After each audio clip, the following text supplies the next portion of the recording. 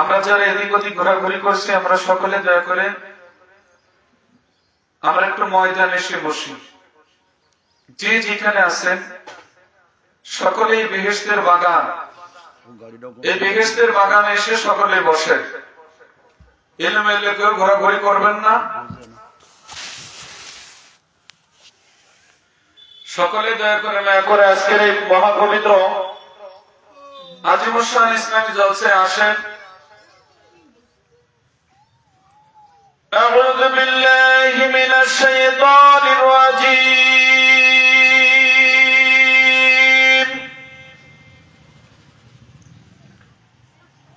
আউযু বিল্লাহি মিনাশ শাইতানির রাজীম।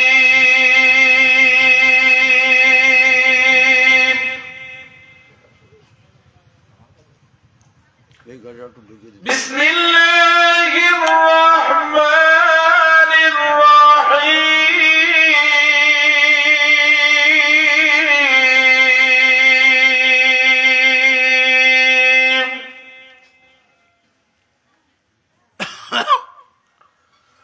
ওয়াহাবযুল আসফি ওয়ার রাইহান।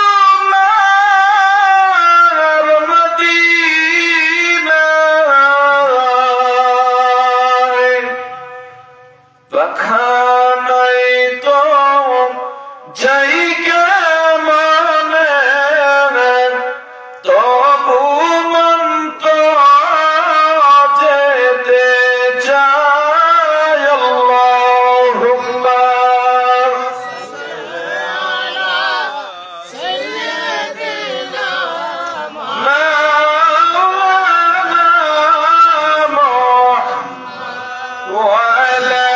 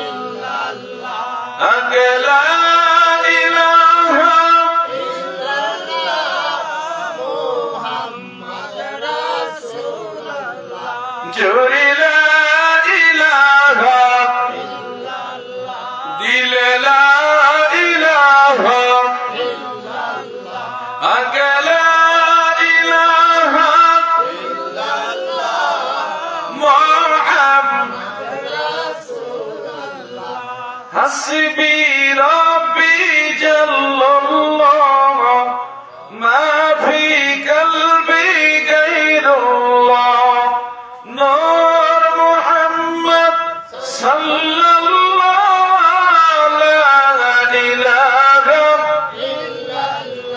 جور لا إله إلا الله لا إله إلا الله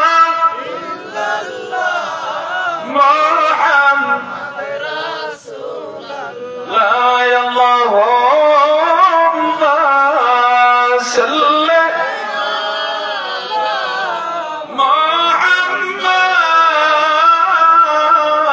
محمد وعلى آل سيدنا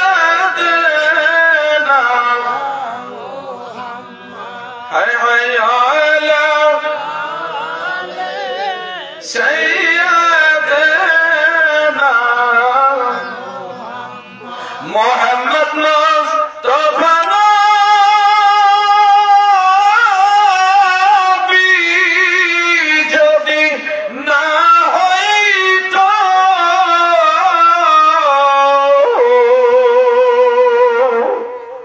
محمد مصطفى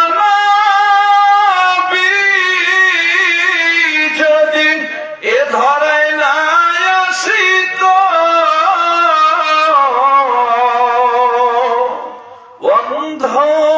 অন্ধকারে জগৎময় সবই ডুবিত আল্লাহ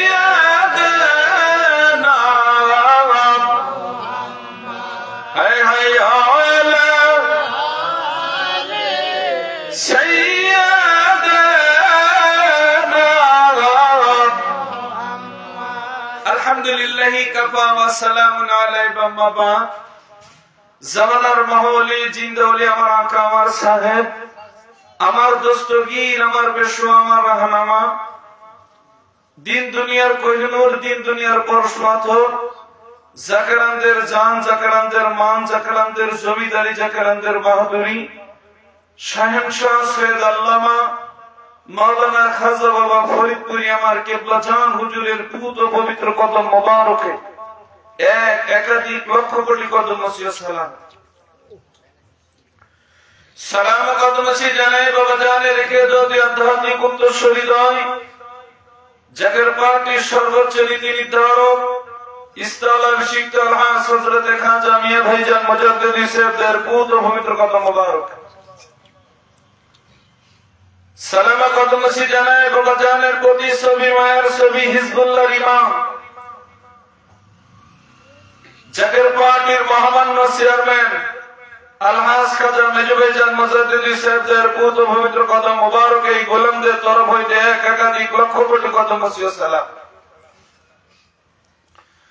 সালামা কদমসি জানায় আলহাজ খাজা মিয়া চাচা জান মুজাদ্দিদি সাহেবদের পুত্র পবিত্র কদম মোবারকে সালামা কদমসি জানায় Zaker party senior vice chairman সিপিডির সিও ব্যবস্থাপক মহাপরিচালক আলহাজ খাজা মেজু চাচা জানের পুত্র পবিত্র কদম মোবারকে একাধিক লক্ষ কোটি কদমসি ও সালাম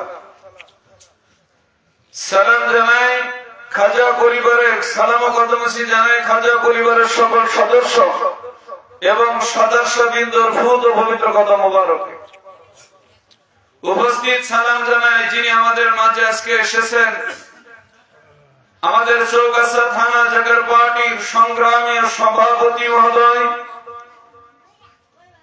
সালাম জানায় সাধারণ সম্পাদক মহোদয় জাকের পার্টি চৌগাছা থানার সকল নেতৃবৃন্দ পৌরসভার নেতৃবৃন্দ সালাম জানায় আজকের ডাইসের সুযোগ্য সম্মানীয় সভাপতি হাকিমপুর ইউনিয়ন জাকের পার্টির সংগ্রামী সুযোগ্য সম্মানীয় সভাপতি আমার ঠান্ডু ভাই সহ সালাম জানায় প্রায় ইউনিয়ন থেকে আসা সভাপতি সাধারণ সম্পাদক জাকের পার্টি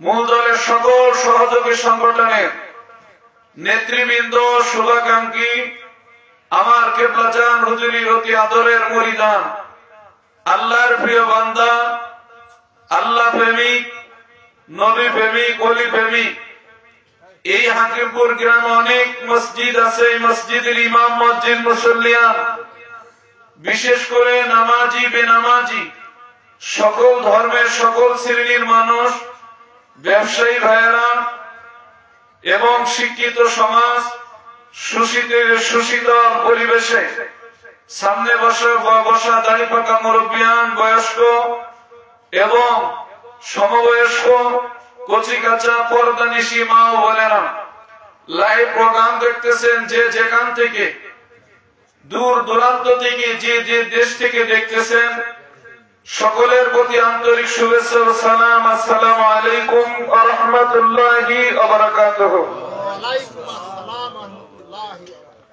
শুকরিয়া আদায় করেন অত্যন্ত একটা নিয়ামতের মাস যেই নিয়ামতের মাস এই নিয়ামতের মাস নিয়ামত কখনো শেষ করা যায় না এই মাসটা এমন একটা মাস যেই মাসের উপরে অগণিত হাদিস বা অগণিত কোরআনের আয়াত আল্লাহ রাব্বুল আলামিন কোরআনুল কারীমের ভিতরে তিনি লিপিবদ্ধ করেছেন যেই মাস এই মাসটা আরবিতে কি মাস বলে রজব মাস জোরে বলেন কি মাস অবশ্যই এই মাসটা হলো প্রেমের মাস কিসের মাস এই রজবের এমন একটা রজনীতে মহান আল্লাহর সঙ্গে সান্নিধ্য করতে আল্লাহর প্রিয় হাবিব আমার দয়াল নবী রাসূল পাক সাল্লাল্লাহু আলাইহি সাল্লাম আসমান জগতে গেছিলেন সেই মাসটা নেই মাস কথা কয় না সেই মাসটা নেই রজব কোরআনুল কারীমের ভিতরে আছে রজব ও শাবান উনজিলা ফিহিল কোরআন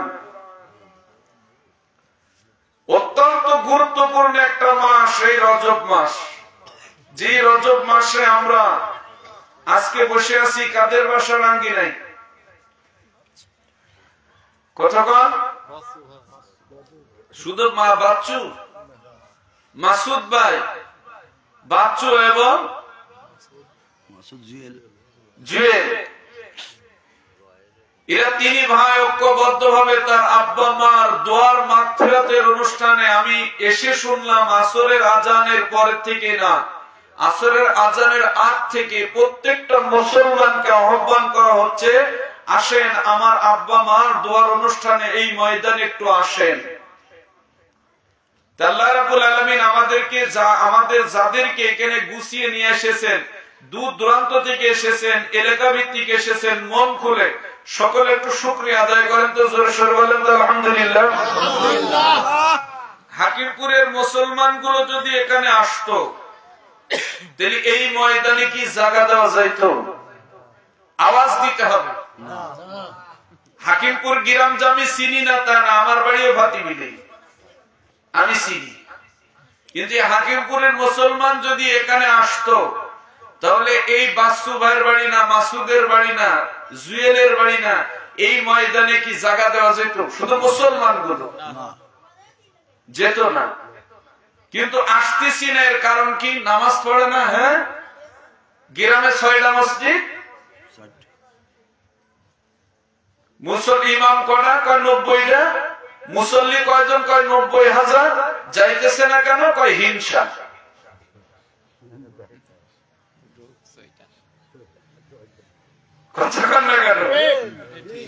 আমি যা সত্য কথা বলি, আমি মিথ্যা কথা বলি না। হ্যাঁ, 6টার জায়গায় 4টা মসজিদ থাকতে পারে, কিন্তু মোল্লা অনেক আছে, মোল্লা অনেক আছে, মুসল্লি অনেক আছে, কিন্তু ইমানদার মুত্তাকি নেই। কি নাই? নামাজ পড়লে ইমানদার বলা যায় না। যার ভিতরে কিঞ্চিত পরিমাণ হিংসা আছে তার ভিতরে ঈমান থাকতে পারে না। কি থাকতে পারে না? ঈমান থাকতে, ঈমানওয়ালা ব্যক্তি এই বাংলার জমিনে পাওয়া বড় কষ্ট। নামাজি আছে, রোজাদার আছে, দাড়িওয়ালা আছে, পাগড়িওয়ালা আছে, কোরআনের হাফেজ আছে, আলেম আছে, মুফতি আছে, মুহাদ্দিস আছে, আছে সবাই। ঈমানওয়ালা ব্যক্তি পাওয়া বড় কষ্টকর। যদি বলেন কেন? কেন আমার নবীজির আদর্শের ভিতরে তাকিয়ে দেখেন, কোন হিংসা, কোন রিয়া, কোন রকম কোন ব্যক্তি কেউ দাওয়াত দিলেও আমার নবীজি ফেলে দিতেন না। জোরে বলেন ঠিক না বেঠিক?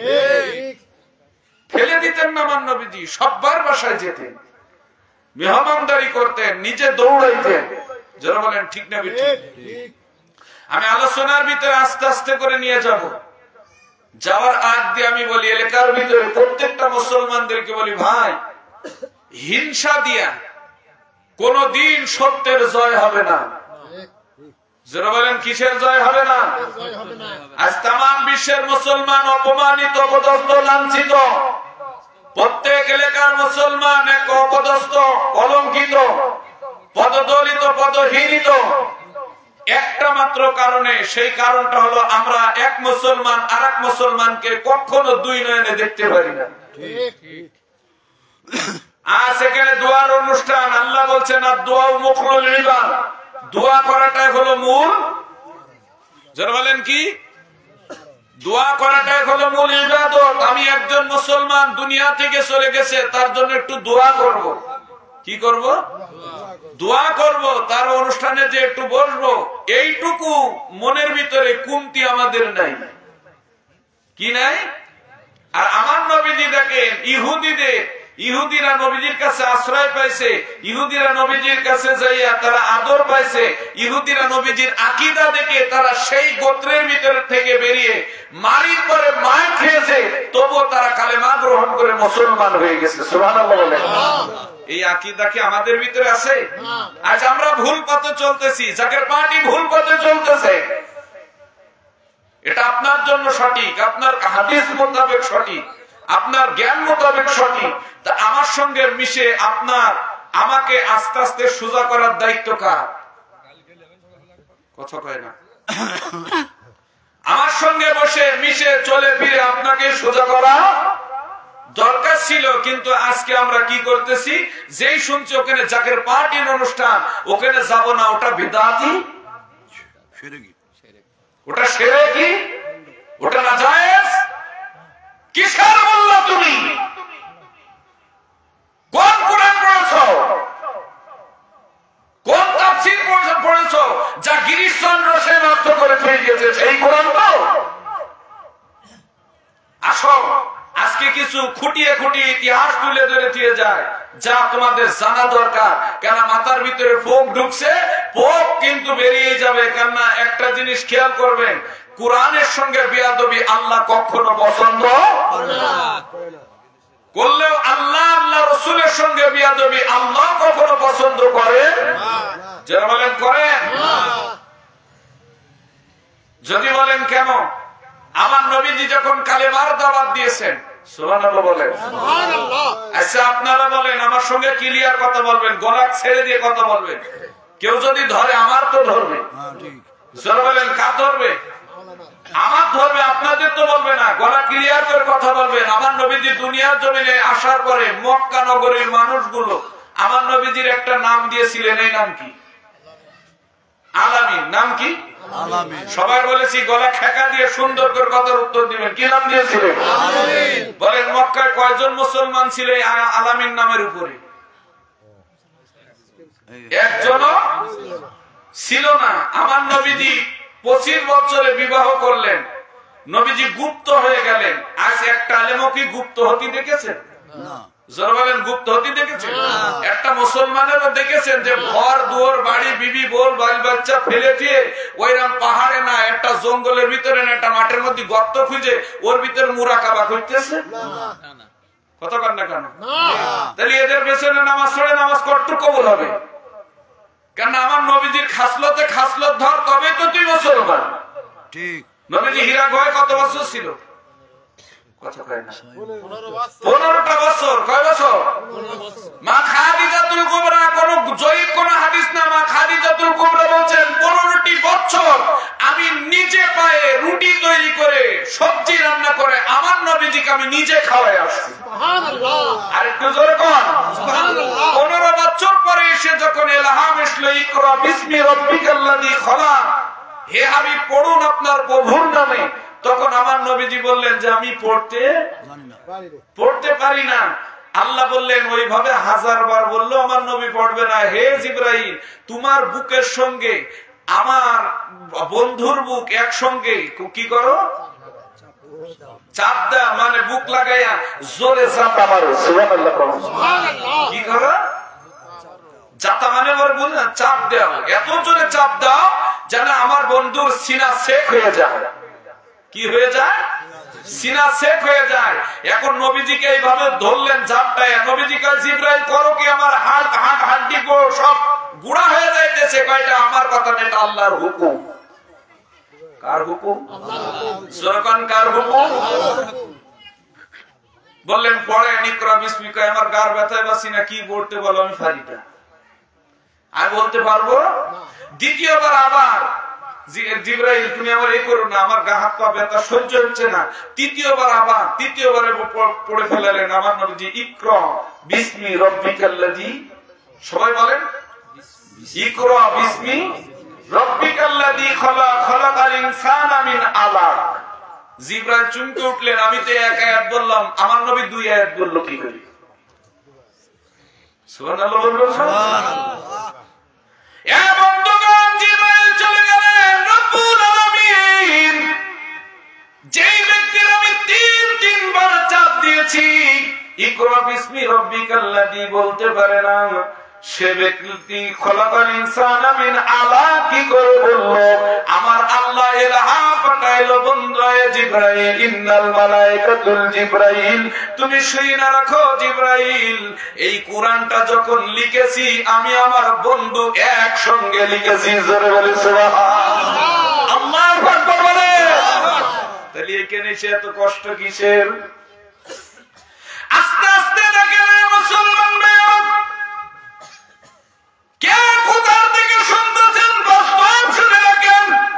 জাকির পার্টি কোথার থেকে আসলো, কেন, কিসের জন্য করতে হবে, করে না করে এতে আমাদের যায় আসে না। কেন সামনে ভয়াবহ, পিছনে বেড়া, সামনে নদী, কোন দিকে তুই দৌড়াবি? পিছনে বেড়া কি? পিছনে বেড়া, সামনে নদী, কোন দিকে দৌড়াইবি? মোল্লা আগে বাঁচার চিন্তা কর, তারপর হিসাব কিতাব। আমি সে কথাটাই তুলে ধরবো। কেননা হিজবুল্লাহর ইমাম বলেছে যা ছিল পিছনে আনতে হবে, এখন সামনে হুকুম দিয়েছে না দেয় নাই? কথা কন না কেন? মনে করেন আপনারাই জানেন, মোল্লারা জানে না, আপনাদের থেকে আমাদের প্রেসারের উপরে রেখেছে। সবার কাছে দাওয়াত দেন, এই দাওয়াতটা আখিরি দাওয়াত দেন। কি দাওয়াত? আখিরি দাওয়াত দেন, যেন মোল্লা তোমার গলা চিপে না ধরতে পারে। দাওয়াত দাও নাই কেন?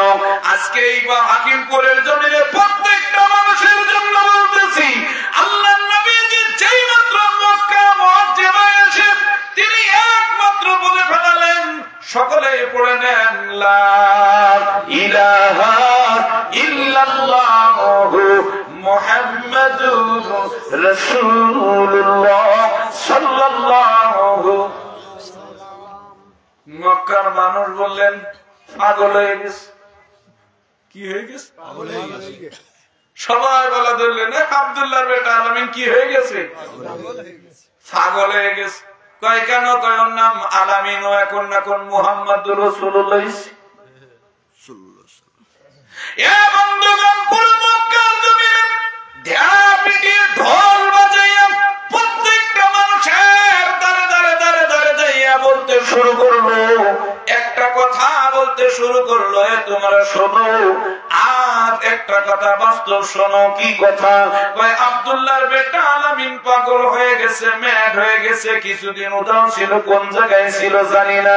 ও মানুষের মাল আর জান মাল কোথায় রেখে কোথায় পালিয়ে গিয়েছিল জানি না। হঠাৎ কোত্থেকে এসে জানি তিনি এখন নবী দাবি শুরু করেছে। তোমরা খবরদার ওই আব্দুল্লাহর বেটা আলামিনের কাছে যাইও না। আল্লাহর নবীজি কালেমার দাওয়াত দিলেন মক্কার জমিনে। কোন জমিন? মক্কার একটা মানুষ আমার নবীজিকে মানলেন না, কেউ আমার নবীজিকে বিশ্বাস করলেন না। মক্কার জমিনে 3 জন ব্যক্তি কালেমা পড়লেন। মক্কা ছেড়ে নবীজি দেখেন রাতের আধারে। কিসের আধারে? আরো জোরে বলেন, রাতের আধারে আমার নবীজি ইহুদিদের ভয়তে তিনি মক্কা ছেড়ে কোথায় যাবেন? জোরে বলেন, কোন জায়গায়? মদিনায় চলে যাইতেছে আমার নবীজি। বন্ধুগণ, আলীরও কঠিন পরীক্ষা দিতে হয়েছে। আবু বকরকে সঙ্গে নিয়েছেন, মা খাদিজাতুল কুবরাকে লইয়া রাতের গভীর রজনীতে তাকায় দেখেন আমার নবীজি মক্কার জমিনে মুখ খুলতে পারেন নাই। নবীজি আমার এই মক্কা নগর থেকে মদিনায় যাইয়া তিনি ওখান থেকে মক্কা বিজয়ের ঘোষণা দিয়েছেন। জোরে জোরে বলেন, ঠিক না ঠিক? কিসের মক্কা বিজয়ের ঘোষণা? না, মক্কায় দাঁড়িয়ে দিয়েছিলেন। কথা বলতে মক্কায় দাঁড়িয়ে দিয়েছেন। মদিনার জমিনে চলে গেছেন আমার নবীজি। শুধুমাত্র আমার নবী নবুয়তে বন্ধুগণ, যে নবীজি জন্মের 1000 কোটি বছর আগে নবী শরীয়তের পর্দায় নবী হতে যাইয়া তিনি দেখেন কত আঘাত পেয়েছেন। জোরে বলেন, আঘাত খান নাই? কথা বলতে হবে, আঘাত প্রাপ্ত হন নাই। তিনাকে কত মার মারা হয়েছে, কত জাদুটনা করা হয়েছে, কত তাবিজ তুবিজ গুণগালি করা হয়েছে, নবীজিকে কত ছোট বড় গাল দেওয়া হয়েছে। তবু আমার নবীজি কালেমার পথ থেকে সরে আসেনি। জোরে বলেন, সরে এসেছে। আমার নবীজি যেহেতু সরেন নাই, এই আখির জামানায় সত্যের দাওয়াত দিলে আপনার পিছনে লোক থাকবে কেমন? থাকার তো প্রশ্নই আসে না। এই জামানা অত্যন্ত কঠিন জামানা। এই জামানার ভিতরে আমার নবীজি যখন কালেমার দাওয়াত, এই কালেমা পতাকা যখন আমার কেবলা জান হুজুর আপনার আমার হাতে তুলে দিলেন, এবং তখন এই কালেমার দাওয়াত যখন দিবেন আপনাদেরকে তো বলবে শিরকি বেদাতি। কারণ আমার নবীজিকেও ওই জামানার ভিতরে এইভাবে খারাপ কথা বলেছে না বলে নাই? মিলাবেন দাদা, কেন ওই সোনার মদিনা মক্কা আর এই সোনার বাংলার ভিতরে, এবং তখন সোনার মদিনা একজন সোনার মানুষ এসেছেন, আর সোনার বাংলা একজন সোনার মানুষ এসেছেন। ইনাদের জীবন বৃত্তান্ত এক জায়গায় করে দেখবেন, কাউরের থেকে এবং তখন কোনটাই ডিফারেন্স নাই। কিন্তু এই সমাজের কিছু মানুষ এবং তখন যেভাবে আপনাদের গালি দেয় আর খিটখিটি করে, সেই জামানায় আমার নবীজির ওইভাবে মানুষ গালি দিয়েছে না দেয় নাই? জোরে বলেন দিছে না দেয় নাই? কিন্তু বর্তমান জামানা অত্যন্ত কঠিন। এই জামানায় মুসলমান জিকির বাইরা গভীর মনোযোগ লাগান, দিলের কান লাগান। আমার নবীজি দেখেন কত সুন্দর ভাষা, মানুষকে যখন এইভাবে বলেছেন, মানুষ যখন আমার নবীজির কথাগুলো সুন্দর করে শুনেছেন, কিন্তু শোনার পরও আমার নবীজি অনেক পরীক্ষা দিয়েছেন, অনেক মুজিজা দেখিয়েছেন, তারপরও আমার নবীজিকে বিশ্বাস করেন নাই। কিন্তু এই জামানায় এসে আমার কেবলা জান হুজুর অনেক কেরামতি দেখাইছে, আর এটাই হলো আল কেরামতুন আউলিয়া, ওলি আল্লাহর কেরামতি। জোরে জোরে বলেন ঠিক না বেঠিক? কাদের কেরামতি? কথা কয়ে বলতে হবে কাদের কেরামতি? এই ওলি আল্লাহর কেরামতি, ওলি আল্লাহর দামাত ছিল। আমরা এসেছি এই দুনিয়ার জমিনে কাউরির গায়ে আঘাত করবার জন্য না, কাউকে মারার জন্য না, কাউকে কষ্ট দেওয়ার জন্য না। আমরা পৃথিবীটাকে সুন্দর করে সাজানোর জন্য আসছি। কেন ইমাম মেহেদী দুনিয়ার জমিনে আসবে। যারা বলেন কে আসবে? ইমাম মেহেদী দুনিয়ার জমিনে আসবে।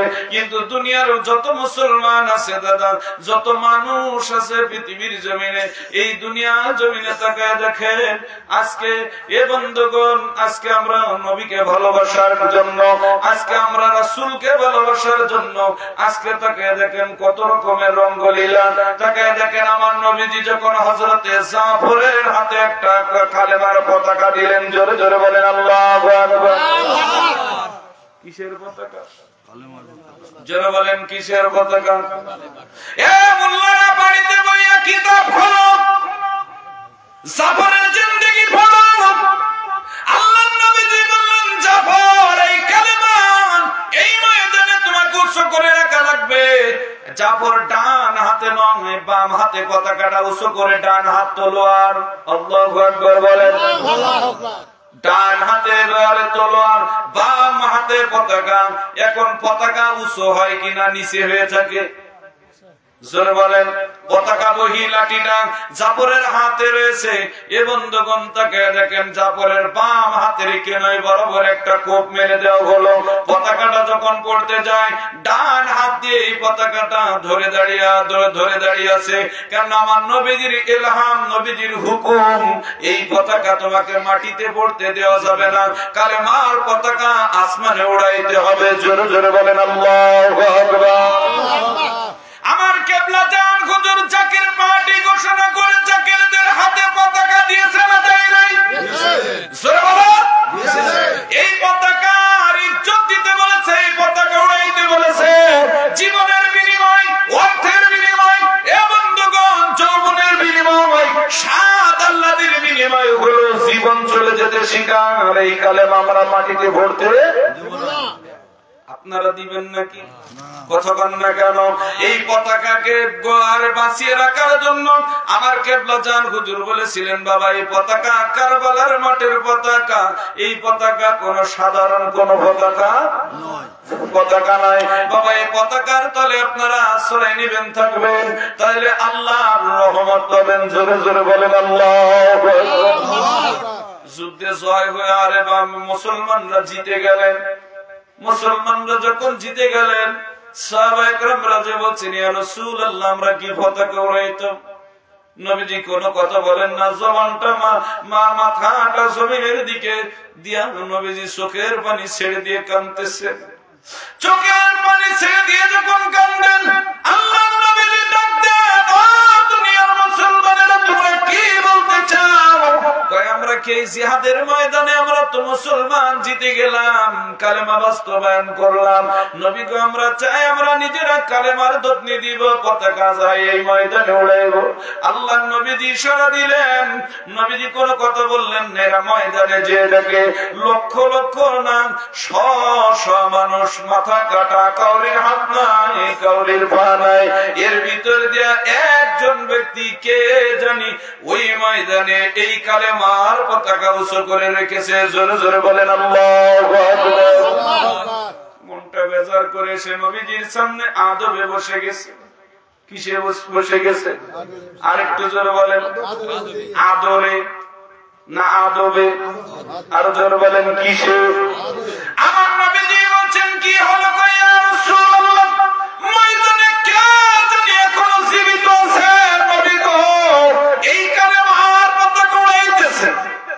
নবীজি চোখের পানি ছেড়ে দিয়ে বলে কেউ বেঁচে নাই, যে উড়িয়েছে কাল্লা খানা আলাদা। তোমরা কি জানো আমার সফর 52 খন্ড হয়েছে? কয় খন্ড? 52টা খন্ড হয়েছে। 52 খন্ডর পরেও আমার জাফর এই কালেমা মাটিতে পড়তে দেয় না।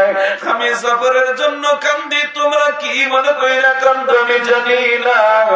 এ বন্ধুগণ তাকিয়ে দেখেন, আজকে নবীর ভালোবাসার কারণে আল্লাহ নিজে বলেছেন কুল ইন কুনতুম তুহিব্বুনাল্লাহ।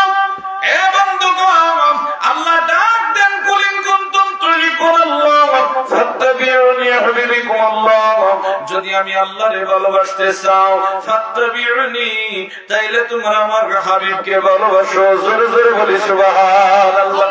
কাকে ভালোবাসতে বলেছে? আমার হাবিবকে ভালোবাসো। এখন হাবিবকে ভালোবাসলে এ বন্ধুগণ এই বাসতে গেলে কি কোনো দলিলের দরকার আছে? কথা কয় না, আওয়াজ দিতে হবে। কেন এখনকার মানুষের তো দলিলের দরকার। জোরে বলেন, দলিলের দরকার আছে না? আল্লাহর নবীকে ভালোবাসতে গেলে কি কোনো দলিলের প্রয়োজন আছে? আর জোরে বলেন, যদি তাই থাকবে তাকে দেখেন আল্লাহর নবীজির একজন ভালোবেসেছিলেন, তার নাম হলো মাসকুরুনি। ঠিক, জোরে বলেন কে? ও মোল্লা, ওয়াজ রেকর্ডিং করে রাখো।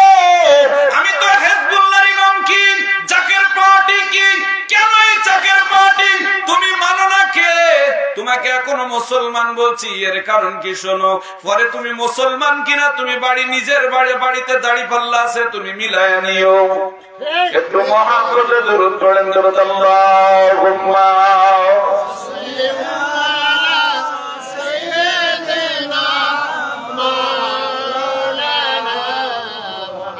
وعلى آله سيدنا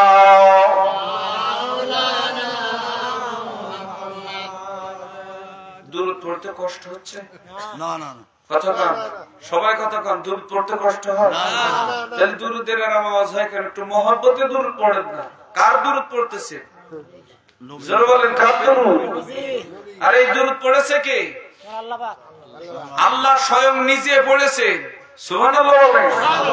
সূরা আযহাব, অত দূরে যাওয়া লাগবে না, কোরআন থেকেই দেখেন, ইন্নাল্লাহা ওয়া মালাইকাতুহু ইউসাল্লুনা আলান নবী। নিশ্চয় আমি আমার ফেরেশতাগণ, আল্লাহ একা পড়েনি যে মোল্লা তুমি একা পড়ো, এ কথা বলিনি। আল্লাহ বলেছেন ফেরেশতাগণ, মানে সকল ফেরেশতা নিয়ে কার দুরূদ পড়ে? জোরে বলে, কার নবী? আল্লাহর নবী, আমার নবীর উপরে, আমার হাবিবের উপরে দুরূদের তাজিম করি। সুবহানাল্লাহ বলেন। ইয়া আইয়ুহাল্লাযীনা আমানু, একদল ঈমানদার আছে তারাও আমার নবীর উপরে দুরূদ পড়ে। সুবহানাল্লাহ বলবেন না? তাহলে নবীর উপরে যদি দুরূদ পড়েন তাহলে ঈমান আল্লাহ হওয়ার দরকার আছে না নাই? জোরে বলেন, আরেকটু জোরে কম। এখানে একটা আয়াতের ভিতরে আছে, হাক্কা তুকাতিহি ওয়া লা তামুতুন্না ইল্লা আনতুম মুসলিমুন। মুসলমান না হয়ে কবরে। ইয়া আইয়ুহাল্লাযীনা আমানু, হে ঈমানদার বান্দা ও বান্দীগণ। এখন ঈমানদার হতে গেলে নামাজ লাগে? জোরে বলেন, লাগে কি লাগে না? রোজা, হজ, টুপি দাড়ি সব লাগে। তাহলে এদের বলছে তোমরা মুসলমান না হয়ে কবরে এসো না। এখন মুসলমান কি ভাষা? এটা বুঝলাম। জোরে বলেন, মুসলমান। আমার কাছে জিজ্ঞেস করছে ঠান্ডু ভাই, তুমি কি? তা আমি বলছি আনতা মুসলিম, মানে আই এম মুসলিম। বাংলা ইংরেজিতে বলি যে আই এম মুসলিম। এখন মুসলিম বলছি, আমি মুসলমান বলছি, তাহলে আমি মুসলমান ভাষাটা কি? জোরে বলেন, বাংলা ভাষা। কথা কয় না, বাংলা ভাষা কি ভাষা? বুঝি আসে না কারো, বুঝি আসছে না? ওই যে ওখানে বলছে তুকাতিহি ওয়া লা তামুতুন্না ইল্লা ওয়া আনতুম মুসলিমুন। মুসলিমুন থেকে তো মুসলমান শব্দ আসছে, তাহলে এটা আরবি ভাষা না? আপনি গ্রামার দেখবেন, এটা কি ভাষা? তাহলে কি বলছেন আমি মুসলমান, আমি ভাষাটা কি ভাষা? বাংলা ভাষা নিয়ে। আনতা, আনতা শব্দের অর্থ আমি, আনতা শব্দের অর্থ কি? এত ভেঙে বলতে গেলে অনেক সময় প্রয়োজন, আর আমি অনেক সময় ওয়াজ করতে আজকে পারবো না, সে সময় দেওয়া হবে না। কারণ আমার যেহেতু আমার নিজের থানার ভিতরে শুধু এতটুকু বোঝায়, আনতা আর ইন্না ইন্না শব্দ হলো নিশ্চয়, কিন্তু আনতা মানে মুসলিম মানে আমি। আর আরবিতে বোঝা হয়েছে, আরবিতে বোঝানো হয়েছে মুসলমান। মুসলমান শব্দের বাংলা ভাষা হলো আত্মসমর্পণকারী। যে বলেন কি ভাষা? বাংলায় কি বলে? আত্মসমর্পণ। আরো ধরে বলেন আত্মসমর্পণকারী। এইবার এর ফার্সি ভাষা দেখেন মুরিদ হওয়া। ফার্সিতে কি বলে? ফার্সি তালি মানা যাবে না। ফার্সি তাহলে ধরা, আচ্ছা ধরলাম না। তাহলে দেখেন আল্লাহ এক আয়াতের ভিতরে আছে ওয়াকিমুস সালাতা ওয়াতুজ যাকাতা ওয়ারকাউ মা'আর রাকিঈন।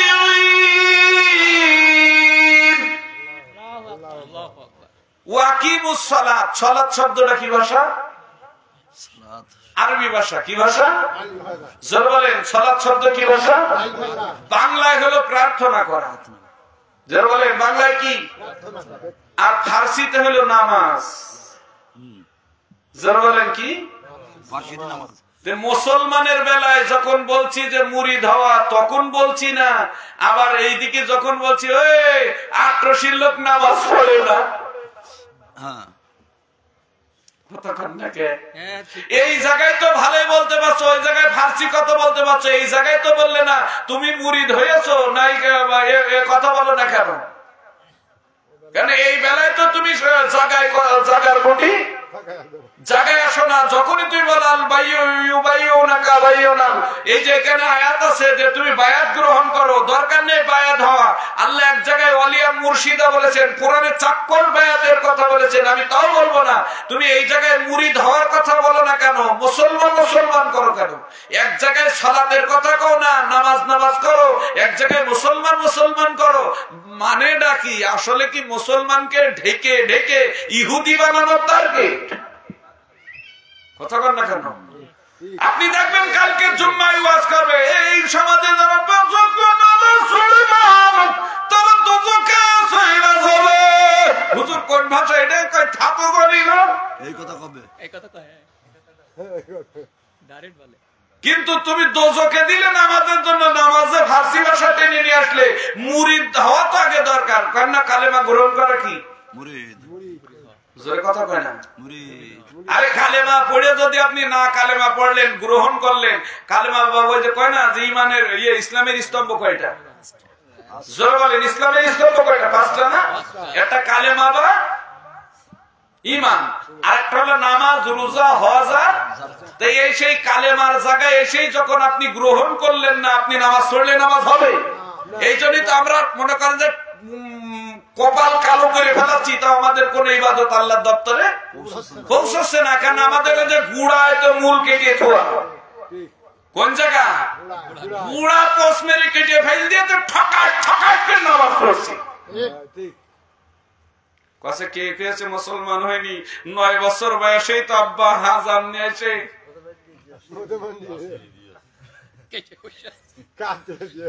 কথা কর না কেন? তোমার নাই কাটলো আমার মা। মুসলমান গভীর মনোযোগ, সমাজের মানুষেরা খুব খেয়াল দেন।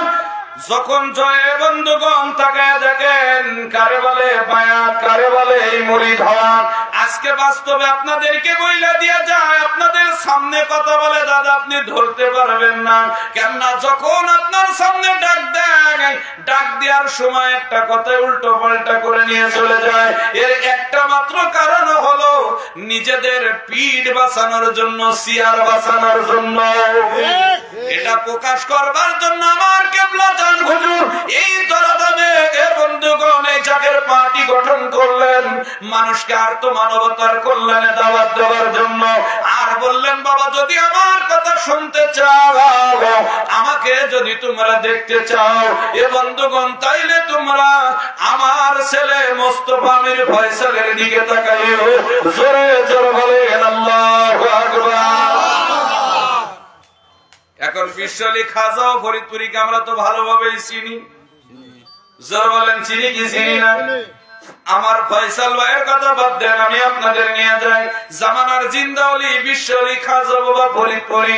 এ বন্ধুগণ, ওই যে আট্রসি ঘুমাইছে আমার জাকের ভাইদের জন্য এই ওয়াজটা শুধু এতটুকু শুই না রাখে।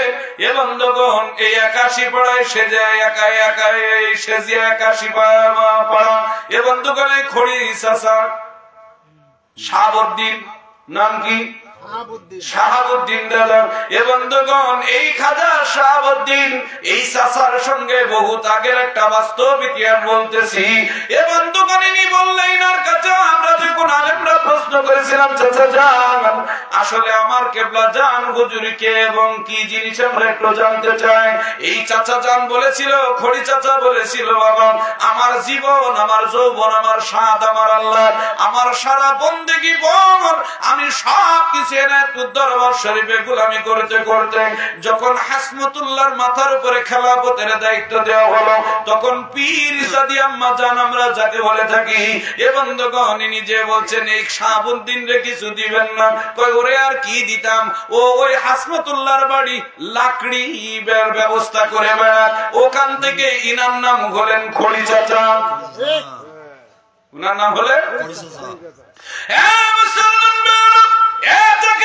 খেয়াল করেন, আমরা তখন বলেছিলাম কত বছর গোলামি করেছেন, কয় 30 বছরের উপরে খাজা ইউনুস আলী মানে দাদু পীরের বাড়ি গোলামি করলাম, একসাথে তোমার পীরের সঙ্গে গোলামি করেছি। গোলামি করবার পরে এখন আমার লাকড়ির দায়িত্ব দিয়েছে। কিসের দায়িত্ব? এই লাকড়ি বললে আমাদের এলাকার লোক চিনবে না, ওই সেজিয়া 81 পাড়ার লোক চিনবে। এই লাকড়ি এনে তোর দরবার শরীফের মানুষ থেকে। এ বন্ধুগণ, লাকড়ি ওই আপনারা ওই ওই অঞ্চলের মানুষগুলো লাকড়ি বলে, আমাদের এই এলাকায় বলে, এদের বলে খড়ি। বলেন কি? এই খড়ি, এই খড়ি সব দেশে এখন মানুষ চিনে। এই চাচার সঙ্গে যখন কথা বলতে গেলাম, চাচা যখন এই কথা বললেন, কয় আমি এখন 12 বছর তোমার পীরের দপ্তরে আমি লাকড়ির ব্যবস্থা করি। মাঝে মাঝে জায়গায় যে বলি, ভাই তুমি কি করো, তুমি কেমন করে খেলাপতি পাইলে, আমার কেন খেলাপতি দিল না, আমার লাকড়ির দায়িত্ব দিল, তোমার কি এমন পাওয়া? উনি আমাকে একদিন দেখিয়েছে, ওই দিন থেকে আর আমি আর কোনো কথা বলি না। আমরা কি দেখেছিলেন? কয় তা আমি বলবো না। কয় আমার প্রায় 50টি বছর এমএতুর দরবার, আট্রসির দরবার শরীফ মিলে গোলামির বয়ান, এখনো পর্যন্ত তোমার পীর বিশ্বরি খাজা বাবারে চিনতে পারলাম না। কাকে চিনতে পারলাম না? খাজা বাবারে চিনতে পারলাম না। আমরা তখন বলেছিলাম একসাথে 6 জন আলেম মিশনে ঢুকেছিলাম, আমরা কি চিনতে পারবো? কয় তোমরা তো 2 দিয়ে বালক। আমাদের কি বানিয়েছে? 2 দিয়ে বালক। তোমাদের একবার না 3 বার মরবা, 3 বার জন্ম হবে, ওই 88 দরবার শরীফে গোলামি করবা বাবা, তাও তোমরা এই পীরকে চিনতে পারবে না। একে আমি চিনতে পারলাম না, পীর ভাই হইয়া তার গোলামি কইরা এখনো পর্যন্ত চিনতে পারি না একে। আর তোমরা তো মাত্র 2 দিয়ে বালক, তোমরা আর কি চিনবা? গোলামি করছো, করো সঠিক ভাবে করো, আর এই ব্যক্তি তোমাদের ক্ষমা করে দেবে, কিন্তু তার 2 জন মিয়াজান আর মেজেজানেরা ক্ষমা দেখবে না। এ বন্ধুগণ, আমি বললাম এদের 2 জনের বিষয় একটু জানতে চাই। কয় আগুন নিয়ে তোমরা খেলো না বাবা, যা জিজ্ঞেস করেছ অতটুকু শুই না রাখো। 2টাই কিন্তু নূরের আগুনের গোল্লা। এদের যদি চিনতে হয় তোমাদের মতো মাওলানা 3 বার জন্ম নেওয়ার পর থেকে গোলামি করতে হবে মওত পর্যন্ত। আর আমি এখন চিন্তা করে 2 দিন দরবারে গেলাম, 40 বছর দরবারে গেলাম, 10 বছর দরবারে গেলাম, আমি ওই গোলামের ওই দপ্তরে খড়ি চাচা বলছে এখন আমি খড়িশালায় ঠিক মতো খড়ি দিতে পারলাম না, এখন এনে একটু দরবারের গোলাম খাদেম হইতে পারলাম না। আর আমরা 2 দিন যাইতে না যাইতে আমি হইলাম এ বন্ধুগণ পেট্রোল গ্রুপের বড় কর্মকর্তা। আমি বেগুন গ্রুপের করে বেড়াই। এ বন্ধুগণ, খড়ি চাচার কথাটা শুই না ওই দিন আলেমগুলো কেঁদে ফেলেছিল। চাচা কয় ভাগ্য গুণে এমন একজন অলির কদম পেয়েছে, এমন ভাইজানদের কদম পেয়েছে ছিল না। এ বন্ধুগণ, শুধু জাকেরদের জন্য একটা কথা বললাম, এই আখিরি জামানার এই দাওয়াতে হিজবুল্লাহর ইমামকে যদি আমাদের চিন্তা হয়, এখনো 6 বার জন্ম নেওয়া লাগবে। কয়বার? 6 বার। তারপরে দিকে এখন এসে দেখেন আশিক রাসূল, আমি তো বলেছি নবীকে ভালোবাসতে গেলে কোনো দলিল লাগে না। ওয়াসকুরনি যখন শুনলেন আমার নবীজির দান মোবারক শহীদ হয়ে গেছে, ওয়াসকুরনির গালে কি একটা দাঁত ছিল? কোন হাদিস দেখে দাঁত ছিল না? জোরে বলেন, কোন হাদিস দেখে দাঁত ছিল না? যেই মাত্র কানে শুনেছে কে জানি উহুদের ময়দানে আমার নবীজির দান মুবারক শহীদ করে দিয়েছে। ওয়াসকুরনি বলে আমার নবীজির গালে দাঁত নাই, আমি দান মুবারক নাই, আমি ওয়াসকুরনি দাঁত দিয়ে গোশত চিবায়ে খাবো, ভাত চিবায়ে খাবো, আমি ওয়াসকুরনি আমি আনন্দে খাবো না, না পাথর দিয়া দিয়া দাঁত গুলোরে এ বন্ধুগণ ভেঙে ফেলিয়েছে, নিজের দাঁত নিজেই ভেঙে ফেলা এটা এ বন্ধুগণ হারাম বা মাকরুহ। এ বন্ধুগণ তাই দেখেন ভাঙার পরে এ বন্ধুগণ এই ওয়াসকুরনির কাছে যখন ফারুক আজম ইসলামের দ্বিতীয় খলিফা হযরত ওমর এবং যখন ইসলামের তৃতীয় খলিফা হযরত উসমান গনি, ইসলামের চতুর্থতম খলিফা হযরত মাওলা আলী, আল্লাহু আকবার বলেন। কিনা দান ভাঙার একটা রহস্যের ভিতরে বাস্তব কথা বলি, উনি একটা পুরস্কার পেয়েছিলেন। কি পুরস্কার বলেন তো?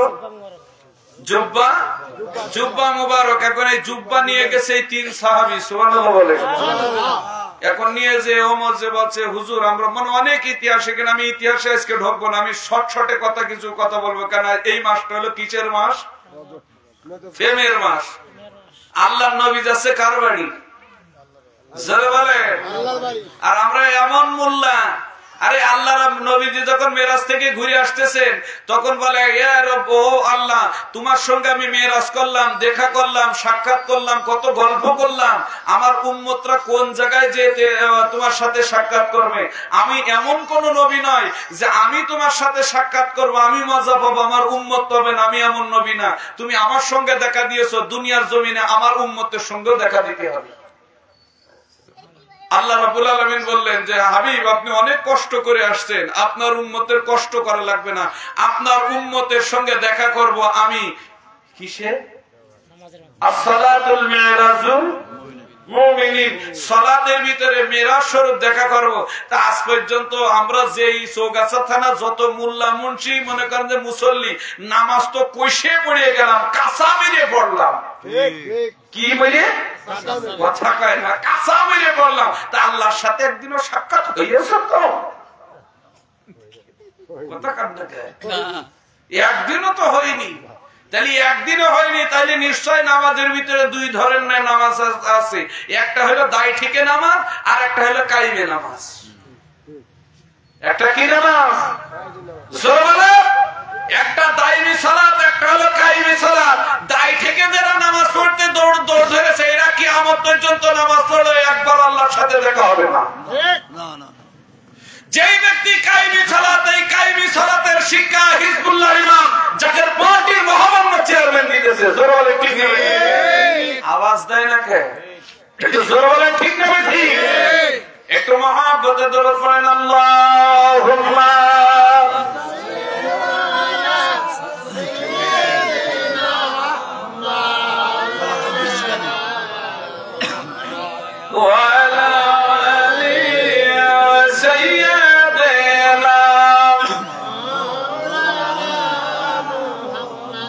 আপনাদের সাথে কথা বলতে বলতে আমার কিন্তু চা খাতো মনে থাকছে না। তাহলে আপনারা আমার দিকে ফলো করছেন না, আমি আপনাদের দিকে ফলো করছি, তাহলে কি হবে?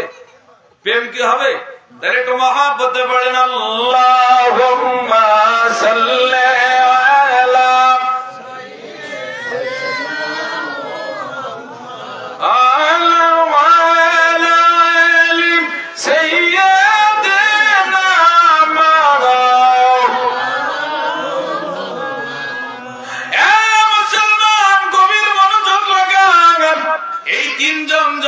জুব্বা মুবারক দিতে গেলেন, ওনারা বললেন তোমাদের গালে দাঁত না, তোমরা কি নবীজির সাহাবী কয় হও? তোমরা কি সেই আশিকে রাসূল কয় হও? কি করে বুঝবো? কয় কেন বুঝতে পারছো না? আমি তো ইসলামের দ্বিতীয় খলিফা। কয় মনে তো হয় না। কয় তুমি আমি ইসলামের তৃতীয় খলিফা। কয় মনে তো হয় না। উসমান গনি বলছে মনে তো হয় না, আরে বলছে তোমার তো মনে হয় না। আলী যা বলছে তুমি কি জানো আমি এমন একজন ব্যক্তি, ইমাম হাসান হুসাইনের আব্বা। আমি কইলাম নবীজির অতি আদরের জামাতা, খাতুনে জান্নাত মা ফাতেমাতুজ জোহরার স্বামী, আমি কইলাম ইসলামের চতুর্থতম খলিফা হযরত আলী। কয় আমার বিশ্বাস হয় না। কয় কেমন করে বিশ্বাস হয় না? কয় আছে তোমাদের কাছ থেকে এই জামাটা নিব না, কারণ এই জুব্বা মুবারক আমার নবীজির, এটা সত্য, কিন্তু তোমরা যে নবীজির আশিকে আমার বড় সন্দেহ হয়। এ মুসলমান বেরেজকে বাংলার জমিনে এলোমেলো অবস্থা, গাই কি অবস্থা? জোরে বলেন কি অবস্থা? এই এলোমেলো অবস্থার ভিতরে যার যার স্বাদ শেষে আদায় করে বেড়াচ্ছে। জোরে বলেন বেড়াচ্ছে কি বেড়াচ্ছে না? যার যার দলে বাড়ি করার দরকার সে পুজো মণ্ডপীতে যেও দাঁড়িয়ে থাকছে, যার যার ধারে দরকার সে কাপড় খুলে রাস্তার কোলেও দাঁড়িয়ে থাকছে। এই জামানায় এই ফিতনা ফাসাদের ভিতরে এই বাংলার জমিনে কেউ আর তোমার আজ পর্যন্ত ডাক দেয় না। সবাই সংঘর্ষে লিপ্ত, সবাই চায় অমকের কাল্লা ফেলে দিতে, সবাই চায় একজন আর একজনের হিংসা করতে। কিন্তু তাকিয়ে দেখেন এই বাংলার জমিনে এমন একজন মহামানব আছে জানান, যিনি মহামানব। এ বন্ধুগণ, বাংলার প্রত্যেকটা মানুষের কানে একটা কথায় বারবার করে পৌঁছিয়ে দিতেছে, তোমরা শোনো। বাস্তব কথায় তারা বলছে তোমরা শোনো। তিনি বলতেছেন শোনো, আমরা চাই না কোনো সংঘাত, চাই না কোনো হানাহানি, চাই না কোনো আমরা মানুষের সঙ্গে হিংসা হিংসি।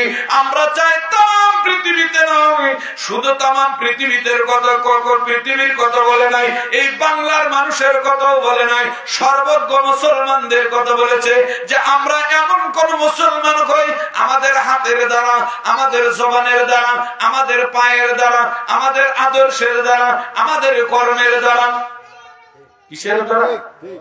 আমাদের কর্মের দ্বারা কোন মানুষ যেন অশান্তিতে না থাকে, এমন একজন ব্যক্তি, যে ব্যক্তি নিকলঙ্কিত নেতা দলাম, জিনার হায়াতের জিন্দেগিতে কোন কলঙ্কের কোন দাগ নেই। জোর জোর বলেন ঠিক না বেঠিক? বাংলার মানুষ কিন্তু খুঁটিয়ে দেখতেছে না, জোর বলেন দেখতেছে। এর একবারও বাংলার মানুষ খুঁটিয়ে দেখতেছে না যে এই ব্যক্তিটা কোন ব্যক্তি, কোথা থেকে আসলো, এ কেনই বা এইভাবে চিল্লাইতেছে, মানুষকে বোঝাইতেছে। কেননা আমরা বাংলার মানুষ এই দুনিয়ার জমিনে পাগলের মতো ঘুরে বেড়াইতেছি, যার যার পামে পড়লাম, যার যার আরে চিন্তা চেতনা নিয়ে দৌড়াইতেছি। কিন্তু একবার যদি ভাবতাম এই বাংলার জমিনে কিভাবে কালেমা বাস্তবায়ন হয়েছে, কেন এই বাংলার জমিনে এ বন্ধুগণের থেকে 750 বছর আগে তাকায় দেখেন, এই বাংলার জমিনে একটা আজানের বিনিময়ে কালেমা বাস্তবায়ন হয়েছে। জোরে জোরে বলেন আল্লাহু আকবার। কিসের দ্বারা? আজানের বিনিময়ে। জোরে বলেন কারা আজানটা দিয়েছিল? কে আজানটা দিয়েছিল?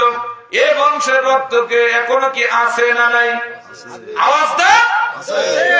তুমি এখন এসে তো সিডিং বিডিং করে এসে বললে হবে না, কেন তোমার তো আসতে 100 বছর আগে তোমার কোনো নাম চিনতেই ছিল না। ইতিহাস ঘুটে দেখো, তোমার খুঁজে পাওয়া যাবে না। আজ থেকে 1100 বছর আগে খুঁজে দেখবা, যাদের পার্টি চেয়ারম্যানের বংশধর, হিজবুল্লাহর ইমামের বংশধর, আমার খাজা পরিবারের বংশধরের পরিচয়পত্র আছে না নাই? এই বংশে বাংলার জমিনে কালেমার পতাকা উড়িয়েছিলেন আজান দিয়ে। 1100 বছর আগে এই এশিয়া মহাদেশে কালেমার পতাকা উড়িয়েছিলেন। জনগণের ঠিক না? কিন্তু আমরা না বুঝা আমরা মনে করতেছি আবার কারা গো, আমরাই মসজিদ বানালাম, আমরাই মনে করেন যে মানুষকে কালেমা পড়াইলাম, আমরাই এই বেগানা মহিলাদেরকে পর্দা করলাম, আমরাই মানুষকে সত্য আদর্শের পথে দাওয়াত দিলাম। আজকে আমাদের দিকেই কই মেও, তুমি কোথায়? কোথায় তোমার পরিচয়? আন্দাজের পরে দুটো তাফসীর করে দিও, মানুষের পরে টর্চার মানলে হবে না, আগে ইতিহাস ঘাটতে হবে। যা হতে হতে আসছে তা হয়ে যাবে। যারা বলেন যাবে কি যাবে না? কিন্তু হিজবুল্লাহর ইমাম জাকের পার্টির মহামান্য চেয়ারম্যান, তিনি কিন্তু বারবার বলতেছে আপনারা দাওয়াতের কাজ চালান। কিসের কাজ? মুসলমান গভীর মনোযোগ লাগান, ভালো করে পাহাড়ে আমার কথাটা শুনে রাখেন। এই হিজবুল্লাহর ইমামকে ইনি আজ থেকে দাদা তাকায় দেখে শুহাদা কারবালার জমিনে একজন ব্যক্তি বেঁচে ছিলেন, যিনার নাম বলেন জয়নাল আবেদিন। জোরে বলেন কে? আরো জোরে বলেন কে? তোমরা আবু বকরকে ওমরকে জবাই করেছো, তোমাদের কিচ্ছু বলা হয় নাই। উসমান গনিকে জবাই করে দিয়েছো, আমরা কিচ্ছু বলি নাই। এবং বন্ধুগণ, মা আয়েশাকে বেইজ্জতি করার চেষ্টা করে গুহার ভিতরে পাথর ছুঁড়ে মেরেছো, আমরা কিচ্ছু বলি নাই। তাকায় দেখো ইমাম হাসানকে বিষ খাওয়াইছো, কিচ্ছু বলি নাই। তোমরা তো সংখ্যালঘু ছিলে 25 থেকে 27,000। এ বন্ধুগণ, পর্যায়ক্রমে দেখো, পর্যায়ক্রমে শেষে দেখো। আরে ইমাম হুসাইনকে কারবালার জমিনে মেরেছো 73 জন সহকারে। এই মানুষ এত নিষ্ঠুর। ওই দিন জয়নাল আবেদিন চিন্তা করে ইচ্ছা করলে ইয়াজিদের বংশধর নিবংশ করতে পারতেন, তিনি তাও কিছু করেন নাই। তিনার চোখের পানিতে আমাদের মতো আলেম, আমাদের মতো মোল্লা মুন্সি, আমাদের মতো নামাজি বেনামাজি কাউরির দিলে একটু দয়া হয় না। জয়নাল আবেদিনের চোখের পানিতে লোহা গলে পানি হয়ে গেছে। জোরে জোরে বলেন ঠিক না বেঠিক? আমরা সে সময়ও কিচ্ছু বলি নাই। পর্যায়ক্রমে কারবালার ময়দানে রক্তের ক্ষয় আজও পর্যন্ত মোল্লা কোন আলেমের মুখে নাই। সেই সময় তো ইমাম হুসাইন হাত উঁচু করে বলেছিল এই কারবালার ময়দানে, আল্লাহু আকবার বলো। একজন হাত তুলে বলো আমার কাছে আসো, আমি কোন মারামারি করতে আসি না, আমি কোন ঘুড়োঘুড়ি করতে আসি না। আমি এসেছি, এই দেখো পতাকা, আল্লাহু আকবার পতাকা, এই দেখো আমার নানার কালেমা লা ইলাহা ইল্লাল্লাহ মুহাম্মাদুর রাসূলুল্লাহ। আমি তো এসেছি আর তো মানবতার দাওয়াত দিতে। সেই দিন হাজার হাজার মুফতি মুহাদ্দিস ছিল, সেই দিন হাজার হাজার আলেম ছিল, যাদের সুরের কণ্ঠে আসমান জমিন থরথর করে কাঁপতো। তারা তো এই ইমাম হুসাইনকে রিহাই দেয় নাই, তলোয়ারের হাত থেকে রিহাই দেয় নাই। সেদিন ইমাম হুসাইন বলেছিল, একজন নবী প্রেমিক লোক আমার হাতের সঙ্গে হাত দাও। আল্লাহু আকবার বলেন। আজকে হাকিমপুরি এসে যদি বলে এই কালেমা ঠান্ডু হাত তুলে যদি আমার পেছনে আসো, আজকে মুসলমানরা যাবে ভেবেছেন কি করে? কেন এরা তো ওই সেই বংশধর। জাকের পার্টি চেয়ারম্যান ওই একই দাওয়াত দিয়ে আসছেন, আর সেইভাবে দাওয়াত দিতে দিতে এমন একটা পর্যায়ে এসে দাঁড়িয়ে গেছে। কেন যত জাকের পার্টিতে সংখ্যা বলেন, আজকে একটা কথা বলি, 29 থেকে 31টে জিহাদের ময়দান বলেন, মুসলমানের সংখ্যা বেশি ছিল না কম ছিল? আওয়াজ দিয়ে বলতে হবে। জাকের পার্টিতে লোকের সংখ্যা কম না বেশি? যে বলেন আরো যত কষ্ট মনে করেন যে দিন যাচ্ছে, কমবে না বাড়বে? কথা কন না কেন? এমন হেকমত খাটাচ্ছে কেন? আমরা তো সব দুনিয়া লুবি। যে বলেন কি লুবি? এটা বিশ্বাস হয় আপনাদের? এই দুনিয়া লোভ আর হিরে মনে করেন যে আল্লাহ রসুল তাকিয়ে দেখেন, মা খাদিজা যখন নবীজির সঙ্গে বিবাহ করতে এসেছে আগে দুনিয়া কেড়ে নিয়েছে। ভাই কাড়েনি? তোমার অর্থ সম্পদ সব আগে আমার কদমে হাজির করো, মানে আমার কাছে এনে জমা দাও। তোমার যত উড্ডুম্বা আছে, স্বর্ণ গহনা আছে, সব কি করো? আগে জমা দাও। দিয়ে তারপরে তুমি এক শাড়ি পরাচ্ছেন, তা চিন্তা ভাবনা করে আমার সঙ্গে ওই খেজুরির ঘরের মধ্যে থাকা লাগবে। কথা কন কোন জায়গা? আমার কেবলাজান হুজুরের দিকে তাকিয়ে দেখেন, আমার দাদু পীর ওনাকে রেখেছে কুয়ার পিঠে। রাখার পরে 3 বছর 5 বছর 7 বছরের মাথায় বললেন যাও বাড়ি চলে যাও। খাজা বাবা বাড়ি চলে গেলেন। বাড়ি চলে যাওয়ার সব আছে, গেলে হবে না। তোমার বাপ তো জমিদার। তোমার বাপ কি শেরপুর যে দেখে আসেননি, উনি জমিদার। ওই জমিদার বংশের সমস্ত অর্থ সম্পদ এনে আগে আমার কদমে রাখো। কোথায় রাখো? আমার কদমে রাখো। ওই কদমে যখন রেখে আর কিচ্ছু নাই, শুধু 2টো গামছা 2টো সালাদ চট দিয়ে বলেছে এই নিয়ে গোলামি করো। আমিও বেশি আলোচনা করবো না, শেষ করে দিতেছি, শুধু বুঝাইতে চাচ্ছি। এখন জাকেরদের এসেছে পরীক্ষা, মহাপবিত্র বিশ্ব শরীফের দাওয়াতি মিশন হয়েছে না হয় নাই? যখনই হাকিমপুরি একটা কথা বলেছে তখন দেখবেন অনেক জাকের, মানে যারা জাকের পার্টি করে এদের ভিতরেও কোন্দল শুরু হয়ে গেছে। কি করবো অবস্থা! বাইরের লোকের তো দূরে থাকে, এদের হাজার বুঝাইলেও বুঝবে না। নবীর বংশের কথা বোঝে নাই। আপনি আমি কে? ইমাম হুসাইনের কথা কানে লাগান নাই, ইমাম হাসানের কথা কানে লাগান নাই,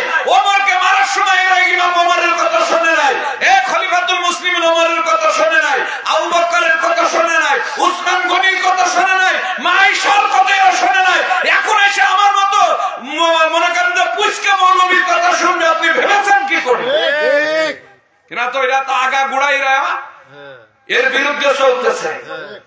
যারা বলেন আগা গুড়াই কি এর বিরুদ্ধে চলতেছে। এখন হাজার বোঝানো না, এদের কানের ভিতরে লোহার শিক দিয়ে ঢুকিয়ে দেবেন, বলবে ঠিক আছে, পিছনে যে মুড়া মেরে করবে না সব ঠিক।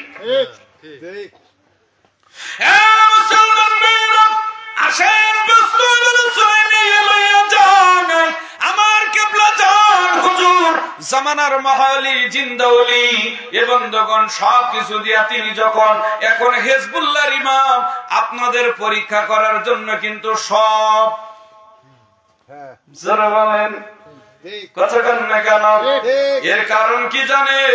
এমন একটা সময় আসবে আপনি অনেক কিছু পাবেন কিন্তু তখন আপনার লোক কিছু নিতে চাবেন না। আবু বকর এমন একটা সময় এসেছে রাজত্ব করে নাই, কিন্তু কোনদিন তিনারা কোনো দিকে লোভ করেন নাই, আরামের বিছনায় তিনারা ঘুমান নাই। ও বন্ধুগণ, ওমর 10 বছর খেলাপতিগিরি করেছে, তাকায় দেখেন তিনি খেজুর গাছের নিচে ঘুমায় থাকতেন। এ বন্ধুগণ, খেজুরের পাটি মারে পাতার উপরে ঘুমায় থাকতেন। জীবনে আর কোনদিন অর্থের দিকে মুখ দিয়ে তাকান নাই। এ বন্ধুগণ, তাকায় দেখেন সাহাবাদেরকে যখন এইভাবে নিয়েছিল, বিবিরা তখন বলেছিল কোনদিন এই আল্লাহ রাসূলের নাম কাম উপরে উঠবে না।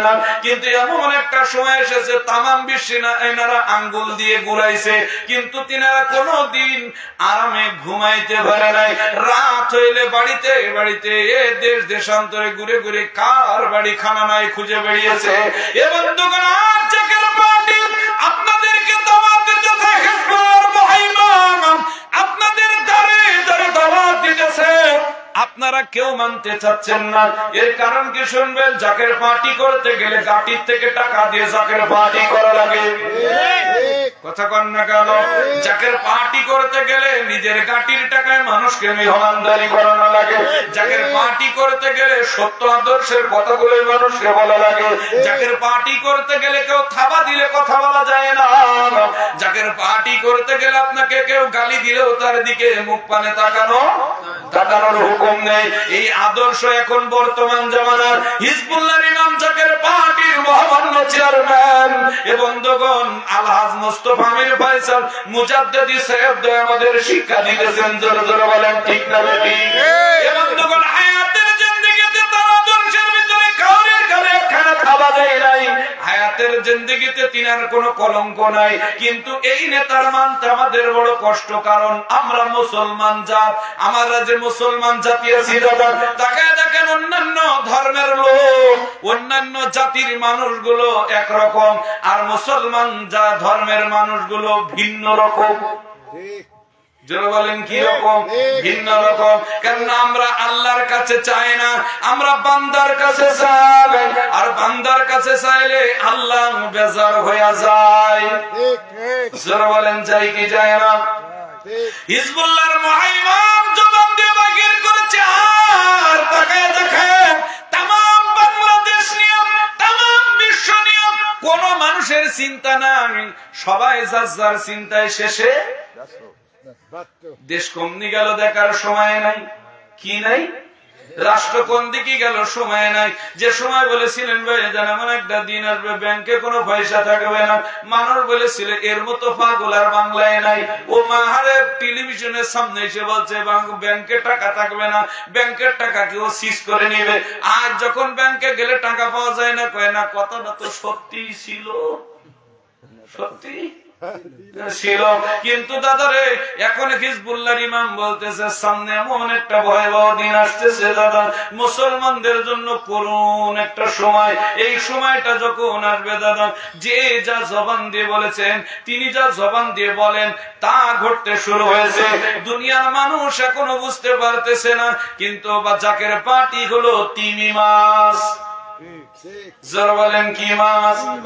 এ বন্ধুগণের লেজের আঘাতে আপনি টিকতে পারবেন না। এর লেজের আঘাত দেখবেন হা করে তিমি মাছ যদি একবার লেজের আঘাত দেয়, ছোট ছোট সব মাছগুলো ছিটকে যেমনি সেমনি চলে যায়। জাকের পার্টি তিমি মাছ দেখবেন সামনে এমন একটা দিন আসতেছে, এই জাকের পার্টি নুহের তরি সমতুল্য কাজ করবে। জোরে জোরে বলেন ঠিক না ঠিক? করবে করবে কি করবে না? বিশ্বাস হয় আপনাদের? এ বন্ধুগণ, হবে যখন বিপদ এসে পড়বে। কি পড়বে? কেন বাংলার মানুষ মহামারী কি জিনিস ভুলেই গেছিল? কি ভুলে যায়নি? যখন হিজবুল্লাহর ইমাম জাকের পার্টি মহামান্য চেয়ারম্যান শেরপুর থেকে জাকেরদের বলল যে যান 6 মাসের খানে এক জায়গায় করে, তখন জাকের ভাইরা, আমি নিজের কানে না, আমি নিজেও, কেন তা মহামারী আসলে মহামারী কার কয়? আমরা তো জানি কলেরা ডায়রিয়া, এর কয় মহামারী। কলেরা ডায়রিয়া মহামারী। 15 দিন পর যখন মহামারী আসলো তখন বোঝা গেল মহামারী কি অবস্থা। জোরে বলেন ঠিক না বেঠিক? এবার জাকের পার্টি চেয়ারম্যান ওই সময় এলাহান দিলেন কি আপনারা মাঠে ময়দানে খেদমত করেন। কিসে খেদমত করে? মাঠে ময়দানে খেদমত করেন। এখন যখন বলেছে মাঠে ময়দানে খেদমত করতে, তখন আমার মতো মোল্লা চিন্তা করছে, আল্লাহ, পুলিশ বলছে, প্রশাসন বলছে, দেশের সবাই বলছে, সবাই ঘরের মধ্যে ঠেলে উঠেছে, আর আমাদের মাঠে ময়দানে খেদমতের কথা বলতেছে। নেতাদের কাছে যে বলছে, ভাই তো আর সহ্য করা যায় না, কেন মাঠে ময়দানে খেদমত কর, মহামারী যদি, তার কাছে টেনশন করতে মানে খেদমত কর, তার কাছে কি করি করি। তো ওই সময় ভাইজান বললেন প্রত্যেক বাড়িতে আপনারা লাল পতাকা উড়ান। হ্যাঁ, হুকুম হয়েছিল কি হয় নাই? জাকের পার্টি চেয়ারম্যান এটা জানতো যে লাল পতাকার রহস্য। অনেকেই বলছে ওই দেখো মহামারী হওয়ার আগে ওরা লাল পতাকা উড়িয়ে বসে রয়েছে। অনেকে বলেছে না এই কথা না? খেয়াল করে দেখেন, তারপরে সপ্তাহে হিজবুল্লাহর ইমাম কিন্তু প্রোগ্রাম একেবারে মনে করেন মোবাইল প্রোগ্রামে এসে বলেছিলেন যে ভাইজান মহামারীটা এসেছে, আপনারা মাঠে ময়দানে খেদমত করেন। তখন সবাই বলেছিল ভাইজান মহামারী কয় এটা আল্লাহর পক্ষ থেকে একটা গজব। এটা আল্লাহর পক্ষ থেকে একটা কি গজব। সমস্ত জাকের ভাইরা কেঁদে দিয়েছিলেন। তখন বলছে আপনার কেবলা জানতো বলেছে বাবা আপনাদেরকে রহমতের চাদর দিয়ে ঢেকে রাখা হয়েছে। কার চাদর দিয়ে? কার চাদর? আল্লাহ রহমতের চাদর দিয়ে ঢেকে রাখা হয়েছে। সেই আল্লাহ গজব পাঠাইতেছে, তে রহমত ভেদ করবে কি করে? আপনারা মাঠে ময়দানে খেদমত করেন না। বর্তমানে করেছে এক এক কথা বলতে বলতে বিভিন্ন কথা বলেছে, যা আপনাদের সামনে বলেই বা কি করব? হাজার বললো আপনারা বুঝবেন না। যাহা ঘটতেছে তা আমরা অনেক আগের থেকেই জানি। ঠিক না ঠিক? সামনে কি আসতেছে, কি ঘটবে এটাও আমরা জানি, এটাও আমাদেরকে জানিয়ে দেওয়া হয়েছে।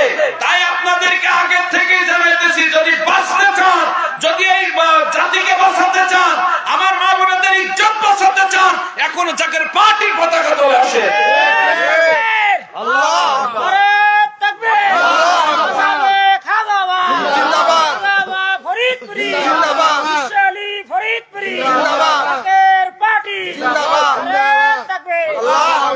কষ্ট হয়ে যাচ্ছে আপনাদের?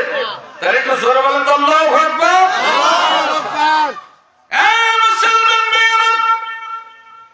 আসেন একটু মহব্বতে দয়াল নবীজির সম্মান যেহেতু দুয়ার অনুষ্ঠান, একটু দরুদ পড়ি আল্লাহুম্মা। যত প্রেমের সহিত পড়বে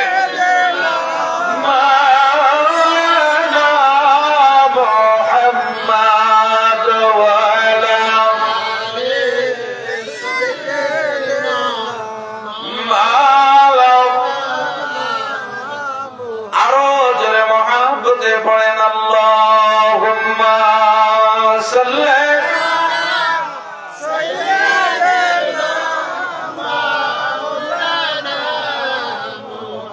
ওয়া আলা আলি সাইয়্যিদিনা। আরে প্রেম যদি করবি রে মন, প্রেম যদি শিখবি রে মন, সব ছেড়ে চল মদিনায়, সব ছেড়ে চল মদিনায়। আমার প্রাণের নবী যেই দেশে, বলেন আমার মায়ার নবী যেই দেশে, তোরা দেখলে সবই পাগল হবি, দেখলে খাদবি বসে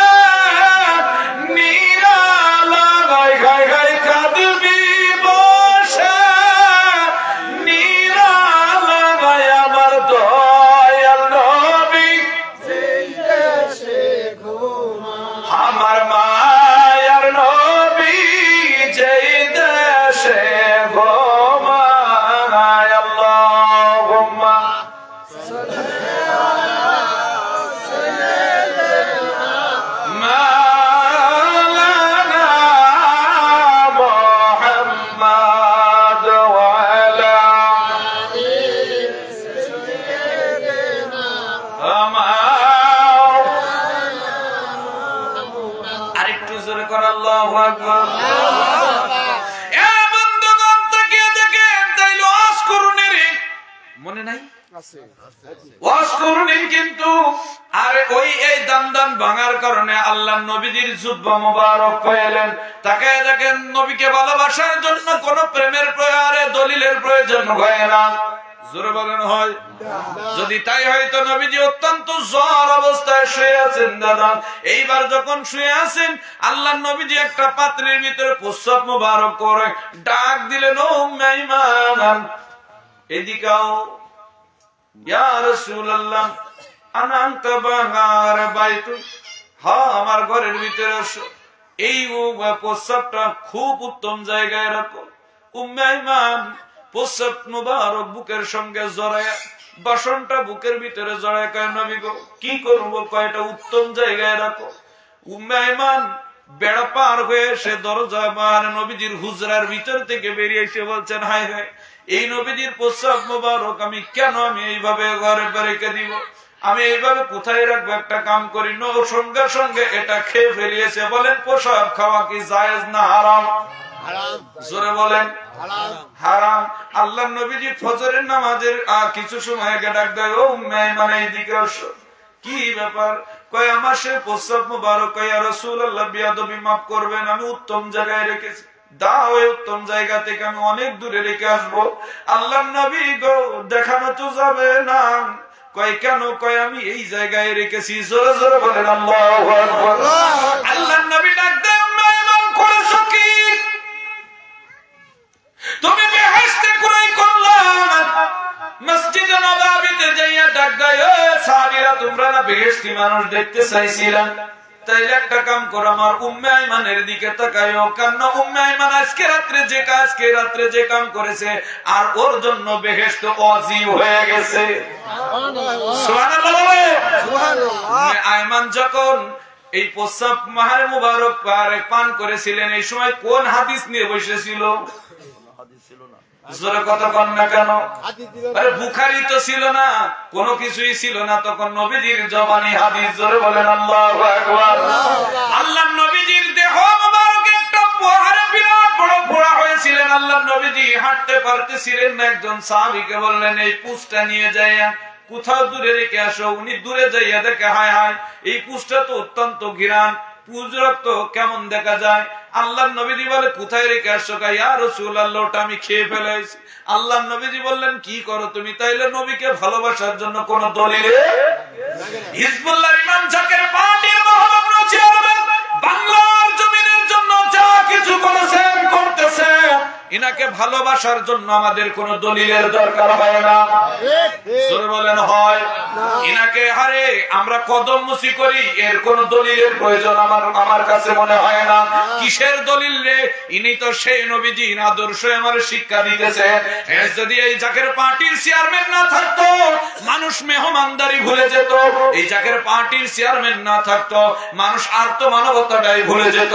এই জাকের পার্টির চেয়ারম্যান যদি মানুষকে যদি এই জাকের পার্টির সংগঠনটা মূল দলের সংগঠন যা যদি এই এলাকার ভিতরে না করতো, তাইলে আজকে দেখেন দুদিন আগে এখানে মিশন এসেছিল, আজ থেকে 3 দিন না 5 দিন আগে।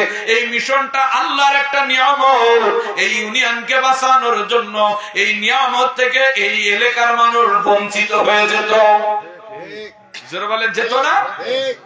84টা দেশের ভিতরে জাকের পার্টির সংগঠন, এই 84টা দেশের প্রায় ইউনিয়নের ভিতরে এই মিশন পর্যন্ত, এই মিশনের প্রধান মিশন দ্বিতীয় মিশন সদস্যরা গিয়েছে না যায় নাই? যারা বলেন গেছে না যায় নাই? যখন এই ওরস শরীফের মিশন গেছে, ও দাদা তখনই বুঝতে হবে এলাকার ভিতরে অনেক গজব আযাব হইতে রহমত হয়েছে।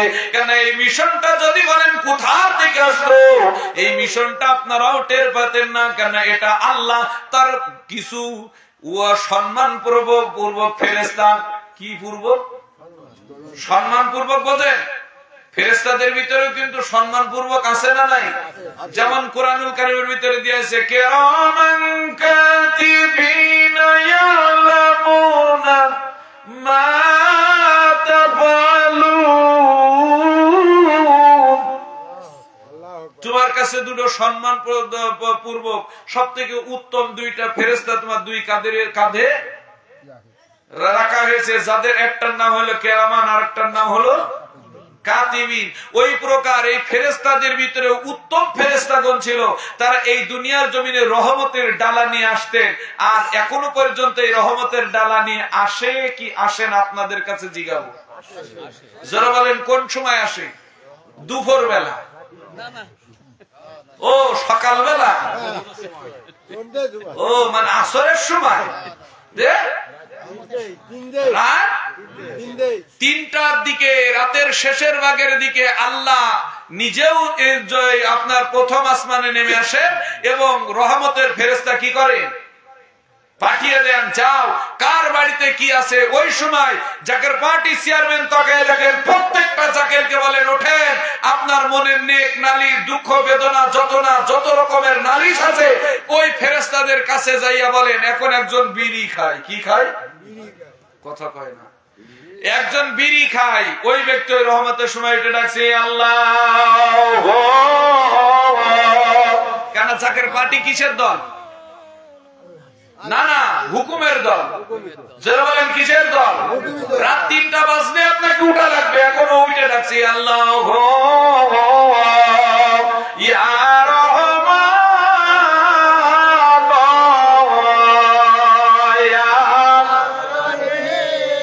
এই 3টা নাম বিসমিল্লাহর ভিতরে আছে না নাই? আরেকটা নাম আছে ইয়া রহমান।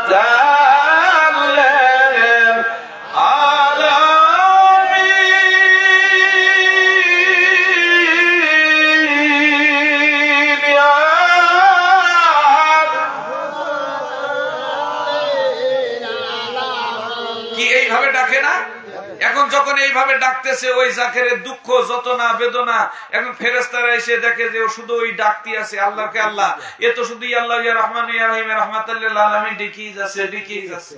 তবে কিসির অভাব? পয়সা কড়ির অভাব? কাছে তা জানি, কয় দেহের পয়সা কড়িতে ভরিয়ে দি। তারপরে এসে দেখো ওই ডাকছে, কয় আল্লাহ এখনো তো ডাকে, কয় ওর গুনাহ কিরম আছে, কয় অনেক গুনাহ, কয় দেহের মাফ করে দি, দেখ ডাকা বন্ধ করে কিনা। তারপরে দেখে ডেকেই যাচ্ছে, কেন ও তো আপন মুর্শিদের রাবেতা বা হিজবুল্লাহর ইমামের নুরানি কদম মুবারক জড়িয়ে ধরে শুধু ডাকতেছে আর ডাকতেছে। ডাকে না এভাবে? উপায় নাই রে, উপায় নাই রে, উপায় নাই, বান্ধবের কদম ভিড়ে নাই উপায়।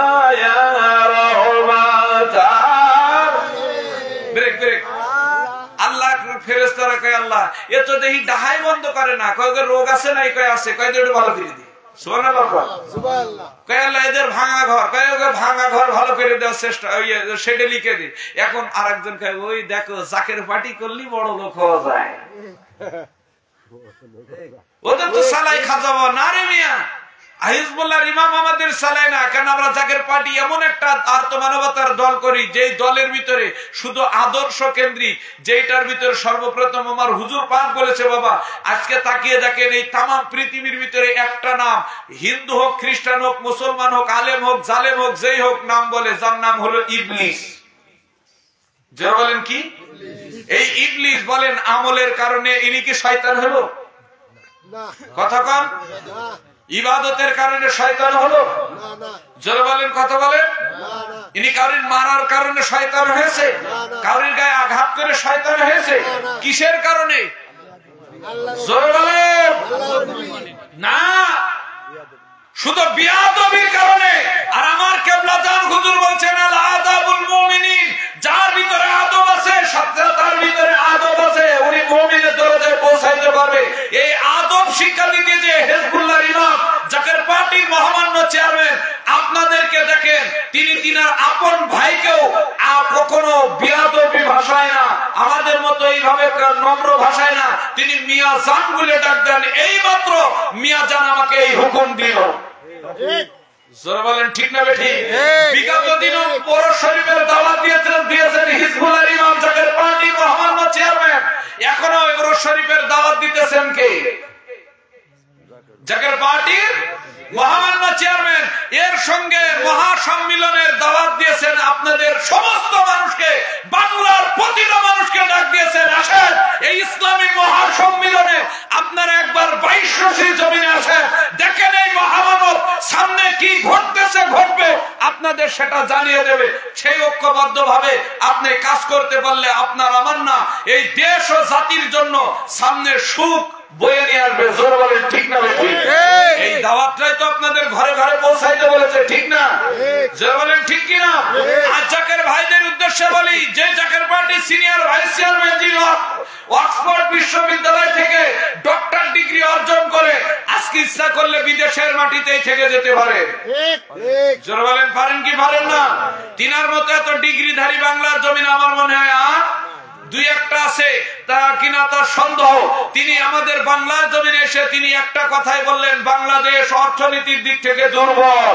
তিনি নিজে কি করলেন, এই মহাবিশ্ব সম্মেলনের দাওয়াত বনানীপাড়া ঢাকার অলিতে গলিতে রিকশায় চার দোকানে নিজে কদম বাড়িয়ে বাড়িয়ে নিজের কদম মোবারক দিয়ে প্রত্যেকের, আপনারা লাইভ প্রোগ্রাম দেখেন আর ডাইরেক্ট দেখেন, দেখতে থাকেন, নিজে সবাইকে মহাসম্মিলনের দাওয়াত দিতেছে। আসেন, মহাসম্মিলন কোন জায়গায়? বিশ্ব 2200 দরবার শরীফ, ওখানে মহাপবিত্র বিশ্ব শরীফে আপনারা দয়া করে আসেন। এখন তিনি যদি আমাদের মুনিব হইয়া তিনি যদি দাওয়াত দেন, আমাদের জাকেরদের তো নাক টেনে ঘুমোতে হবে। কথা কয় না? আমাদের কি করা দরকার? আমাদের অলিতে গলিতে নয়, তিনি যদি হেঁটে হেঁটে সবার কাছে দাওয়াত পৌঁছাইতে পারে, তাহলে আমাদেরকে দৌড়ায় দৌড়ায় দাওয়াত পৌঁছাইতে হবে। আর যদি আপনি দাওয়াত বন্ধ করে দেন, ওরস শরীফের আগ মুহূর্ত পর্যন্ত আপনি বালিশে মাথা লাগায় ঘুমান, দাওয়াত না দেন, মানুষের দ্বারা দ্বারা যে যদি আপনি দাওয়াত না দেন, হিজবুল্লাহর সিনিয়র ভাইস চেয়ারম্যান এবং হিজবুল্লাহর ইমাম আপনাকে আজ হোক আর কাল হোক, এর কিন্তু জবাবদিহি আপনাকে করাই লাগবে। জোরে বলেন ঠিক না ঠিক? কারণ আমাদের এক নেতার এক দেশ, সেটা হলো বাংলাদেশ। জোরে বলেন কি দেশ? এই দেশে একজন নেতাই আছে যিনি নিকলঙ্কিত নেতা, তিনি হলেন মোস্তফা মির ফয়সাল মুজাদ্দেদি। জোরে বলেন ঠিক না ঠিক? আল্লাহু আকবার বলবেন না? এখনো পর্যন্ত এনার ধারভার আমরা কিছুই বুঝতে এলাকার ভিতরে আমি বইলা যাই, তাকায় দেখেন আল্লাহর নবীজি যেই মাত্র বলেছেন, একটা ইলহাম দিয়েছেন, খবর কে জানি বলে যায় আমার নবী দুনিয়ার জমিনে নাই। আমার নবী হারে একজন সাহাবী, তিনার ফরজ গোসল ফরজ ছিল, তিনি গোসলখানায় যাইয়া কে জানি শুনতে পায় নবীজি দুনিয়ার জমিনে আর নাই। তিনি দেখেন এইবার বলতেছে, বিবিরা দে ঢাল তলোয়ার দে। বিবি কয় না, ফরজ গোসল ফরজ আছে, আমি শেষ করে দিতেছি। ফরজ গোসল কি আছে? বিবি থো মেরে দাঁড়িয়ে বলছে, দিবি কিনা বল। কয় না দিতাম না, আগে যাও গোসলটা সেরে এসো। কয় গোসল ছাড়ার সময় নাই, তুই ডাল তলোয়ার দে। তোর সঙ্গে এত কথা বলার সময় আমার নাই। কেন নাই? কয় না আমার সময় নাই। কেন নাই? কয় আমার সময় নাই। কয় কেন? দিদার তুমি যদি এই অবস্থায় মারা যাও, তুমি দোজখে যাইবা। কয় বিবি রে, তোর এই ফরজ গোসল কে শিখাইছে? কয় নবীজি শিখাইছে। কয় এই আহারে দোজখ বেহেশতে কে শিখাইছে? কয় নবীজি শিখাইছে। তোর নামাজ কে শিখিয়েছে? কয় নবীজি শিখাইছে। তোর আদব কে শিখাইছে? কয় নবীজি শিখাইছে। স্বামীর সঙ্গে আদবে কথা বলতে হবে কে শিখাইছে? কয় এবার আমার নবী শিখাইছে। পর্দা নিশি চলতে হবে কে শিখাইছে? কয় নবীজি শিখাইছে। কয় কোরআন কার অপর অবতীর্ণ? কয় নবীজির পর অবতীর্ণ।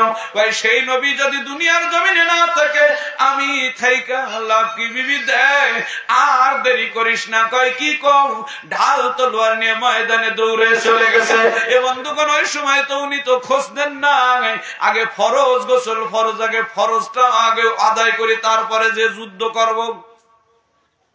আল্লাহর নবীর কাছে যখন বিবি বলছি, ইয়া রাসূলুল্লাহ, আমার প্রাণের স্বামী এই ঘটনা, আল্লাহর নবীজি বললেন টেনশন করিও না, উনাকে ফেরেশতারা আসমানে নিয়ে বেহেশতি পানি দিয়ে গোসল করাইতেছে। জোরে জোরে বলি সুবহানাল্লাহ।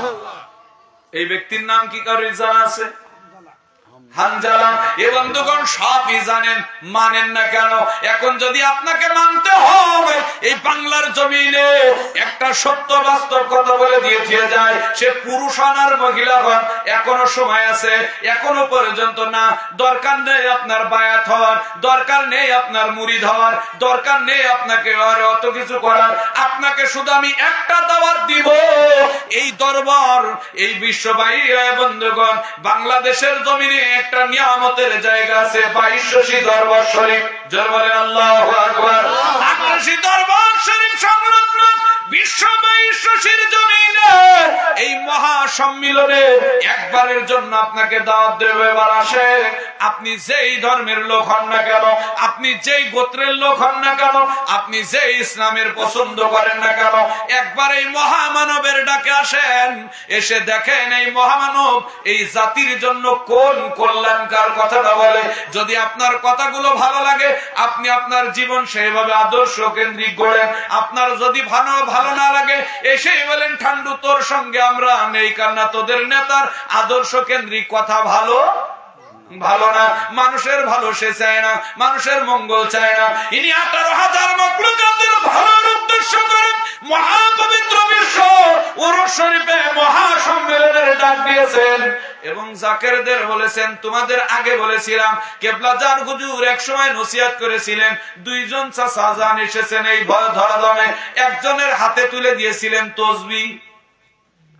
তসবিহ মোবারক, আর একজনের হাতে তুলে দিয়েছিলেন কি? জোরে বলেন। বলেছিলেন এইবার হিজবুল্লাহর ইমাম তাকিয়ে দেখেন ঢাকার জমিনে একটা কথা বলেছিলেন, দুটোই পিছনের আকাশ। জোরে বলেন কোথায়? সময় হলে তা কাজে লাগাবো। এখন এসে হিজবুল্লাহর ইমাম জাকের পার্টির মহামান্য চেয়ারম্যান প্রত্যেকটা মানুষকে বলেছে আদর্শ কেন্দ্রিক অবস্থায় চলতে, কিন্তু বাংলার মানুষ এখন এমন একটা কায়দায় চলে গেছে, দেখেন আমি শর্ট টাইমে ছেড়ে দেওয়ার আগে বলে যাই, বাংলা এখন সবাই এ বন্ধগণ আজকে 15টা বছর 17টা বছর বাংলার মানুষ রোজা ছিল। কি ছিল? জোরে বলেন, আরো জোরে কর। রোজা ছিল 15 বছর। 5ই আগস্টে যেই মাত্র আজান হয়েছে, এইবার সকলের চেহারা দেখা যাচ্ছে, কিন্তু এই সময় হিজবুল্লাহর ইমাম জাকের পার্টির চেয়ারম্যানের জন্য খবরদার নাম আর তো মানবতার কল্যাণে একমাত্র জাকের পার্টির মহামান্য চেয়ারম্যান আপনাকে আমাকে আহ্বান করেছে, আসেন এক টেবিলে বৈশা আর তো মানবতা না, এই দেশ ও জাতিকে রক্ষা করি। জোরে জোরে বলেন ঠিক না ঠিক? আল্লাহ আমাদের সবাইকে কবুল করুক, সকলেই বলেন আমিন। আসেন আমরা মহাব্বতে আমরা নবীজিকে সালাম জানাই, ইয়া নবী